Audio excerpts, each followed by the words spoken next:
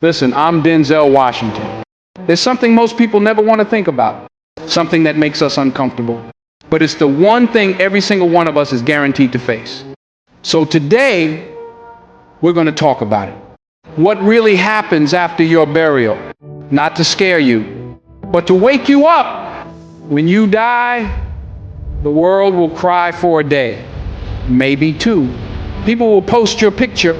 They'll talk about how good you were, how much they'll miss you. But after a little while, life starts moving again. Jobs, bills, responsibilities. The world doesn't pause. And that's the first lesson. Life moves with or without you. Everything you were responsible for, it becomes someone's burden. Your kids, your unfinished plans, your debts, your dreams, somebody else has to pick them up.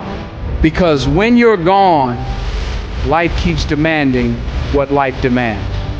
And as people move on, your body begins its own journey. The air leaves your lungs.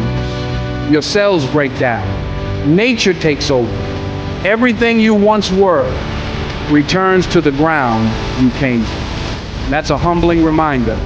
No matter what you achieve, no matter what you own, you don't take any of it with you.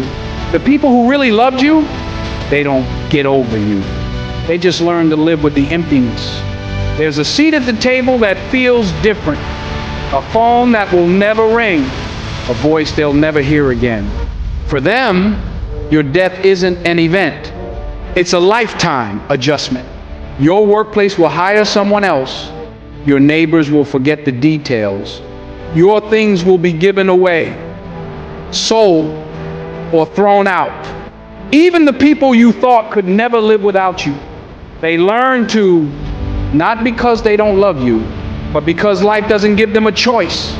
But here's the part most people never understand. Your spirit, your reputation, your impact, that's what survives. People won't remember your money, or your job title, or your possessions. They'll remember how you made them feel, how you lifted them up, how you treated them when nobody was watching. That's your second life, your real life. So let me leave you with this. Death isn't meant to scare you. It's meant to shape you, make you better, make you intentional, make you grateful. Because at the end of the day, when they lower you into that ground, only two things matter: how you lived and who you impacted. So be kind, be present, be honest. Create something that outlives the body they buried. Because that is where your immortality begins. Before you leave, do one thing: subscribe. Because every week, we share messages designed to sharpen your mind, strengthen your spirit, and help you live intentionally.